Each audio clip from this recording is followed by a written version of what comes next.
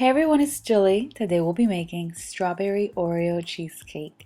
To clarify, it's plain cheesecake with an Oreo crust topped off with fresh strawberries and a homemade strawberry glaze.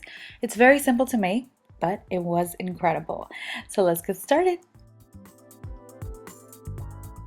You're going to need some Oreo cookies, of course, and I just love Oreo cookie crusts for cheesecakes. You want to place them into a food processor and mix them really well. If you don't have a food processor, place them in a Ziploc bag and beat them with a rolling pin.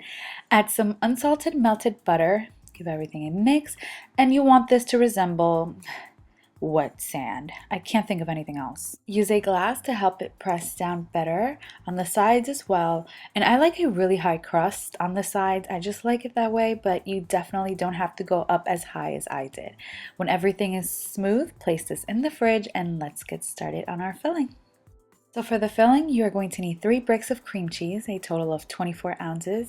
Each brick is 8 ounces, and you want the cream cheese to be very softened, so take it out of the fridge at least an hour before you make the cheesecake. I highly recommend using Philadelphia cream cheese. It is the absolute best. Trust me, I'm not being paid to say that. I just really recommend it. After the cream cheese is nice and smooth, you want to add in the remaining ingredients, which are the sugar, vanilla extract, sour cream, and eggs. And I will say that if you follow every step to this cheesecake, you will have the most amazing cheesecake ever. Ever.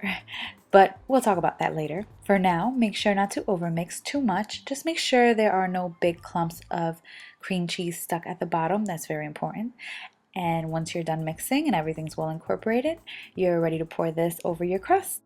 Now you will be able to find this complete recipe on my website, cookedbyjulie.com. I will link it down below as well, but I will also have written instructions waiting for you over there. Now make sure to smooth the top and give this a tap. Do not count how many times I say now. I know I say that word a lot. Okay, and now let's not, okay. I was going to say, do not let this part intimidate you one bit. We are going to prepare a water bath. It's very simple. Just make sure your springform pan is wrapped around with some aluminum foil. Place it into a bigger baking dish and pour some boiling water into the bigger baking dish. I used about 3 cups. Place this into a preheated oven at 325 degrees for 10 minutes. After 10 minutes, reduce the temperature from 325 to 300 degrees. And you're going to let that bake for 1 hour and 15 minutes. An hour and 15 minutes later, you are going to turn off the oven completely. Let the cheesecake stay in there for about 30 minutes and then open the oven door slightly. Let it chill there for an additional 10 minutes and then finally take it out. Run a knife along the sides, let it cool at room temperature for about an hour and then place it in the fridge for a minimum of 4 hours. If you follow all those steps, I promise you, you will have the best cheesecake ever.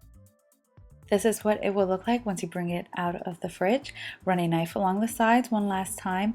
And now this cheesecake won't have any cracks at all. But not only that, I'm not too concerned about it cracking. I'm more concerned about the texture.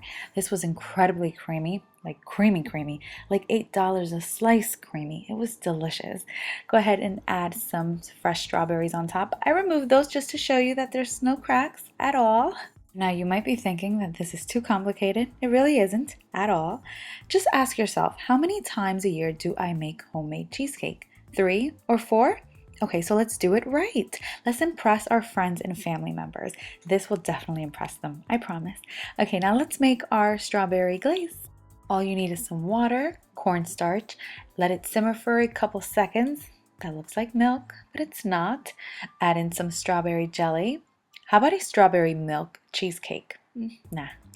The cornstarch is going to help thicken up the strawberry glaze, and this is going to be a little bit lumpy, but the heat will help the jelly melt. I did add some red food coloring, but that of course is optional. I just wanted it super red. That looks good. Just let it cool a bit, and then we're ready for you know what. This is the fun part. You want to drizzle all of that glaze over the strawberries. Make a mess, doesn't matter. I mean, you made this. You can't do no wrong at this point. You can literally throw some shades on, tell your family to start cleaning up after you. They will once they see this. And now let's talk about that water bath. Not only did it help bake the cheesecake smoothly, makes it incredibly creamy, not crumbly. Have you ever tasted a crumbly cheesecake? I have. Not good. And now let's talk about the crust. It was absolutely perfect. Chocolate, strawberries, cream cheese. I hate to say this because I honestly think every recipe I share with you guys is awesome, but this is one of the best desserts I've ever made. It was just perfect. And honestly, I was never a fan of strawberry cheesecake, but this was just incredible. I really hope you guys give this a try. It was amazing.